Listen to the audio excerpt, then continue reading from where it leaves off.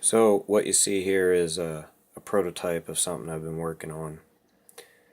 I grabbed a bunch of prototyping parts online to build this up. I'm using an Arduino Mega over here. It's faster to prototype with and check things out than it is to set up an entire ARM board and everything else. So I use that mostly to prototype and get an idea if something's kind of possible. I have an I2C EEPROM here. It's 256K. It's I2C. I have a I2C enabled 12-bit Sigma Delta differential ADC. Has two differential channels. I've got a level converter and I've got a real-time clock. There's also a 4-row 20 character per line display here that uses I2C as well. All these devices are hooked up on the same I2C line.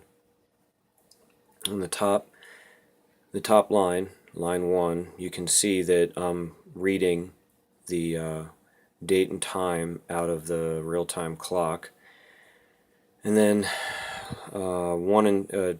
line 2 and line 3, which are labeled 1 and 2, 1 is differential channel 1, which is measuring the 3 volts or 3 volts on the bus off of the level converter. The EEPROM can't use anything higher than 3.6 volts, so the level converter here lets me work with the 5-volt Arduino and everything else while still not frying that EEPROM.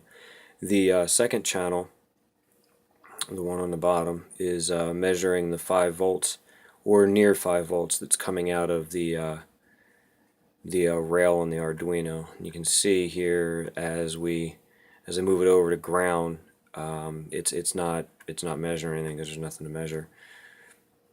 And it's kind of cool because you can even, since it's differential, throw it in there like that and you get yourself a negative measurement, which is cool. It's really difficult to do on the camera.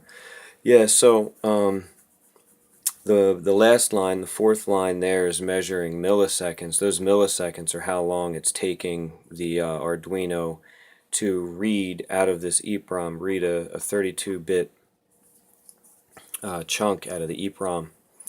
So it's not the fastest, but this is a good start for a prototype. So, yep, that's where I'm at. See you.